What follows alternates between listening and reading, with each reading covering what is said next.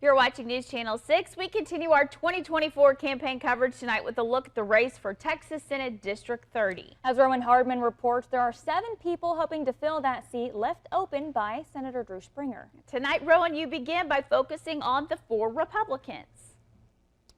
Starting with Cody Clark. He has 20 years of police experience and a small business owner that supports those with special needs. Next, we have Dr. Carrie D. Moore.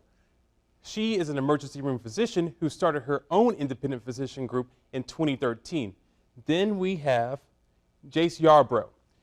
Jace is a U.S. Air Force veteran, then became an attorney to challenge the misuse of tax dollars.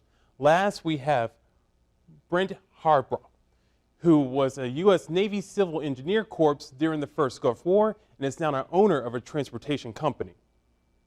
With early voting just a week away, one of the races with a large number of candidates is Texas Senate District 30. I got a chance to ask the candidates on how they would improve the economy. Improving the economy is all about maintaining the great things that we have and then doubling down on that. So Texas, we already have low taxation. We're attracting businesses from all across the country to come right here in the technology sector, all coming this way. So we need to keep that, encouraging that growth. The biggest way we can do that is through reducing the regulations.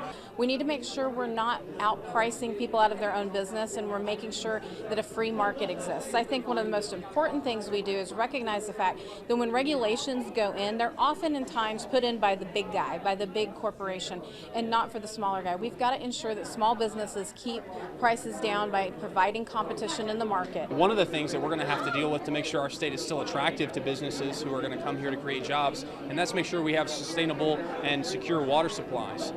So one of the things you got to make sure of is that when we're projecting out every area of our state, including the western part of Senate District 30, which had a scare a couple of years ago in terms of water supply. It's huge. As a businessman, I think I know how to do that. We need to continue to create jobs for Texans and increase income for Texans, particularly to offset Biden's inflation. So I'm the one candidate that's actually created hundreds of jobs, and I believe I have strength in that area.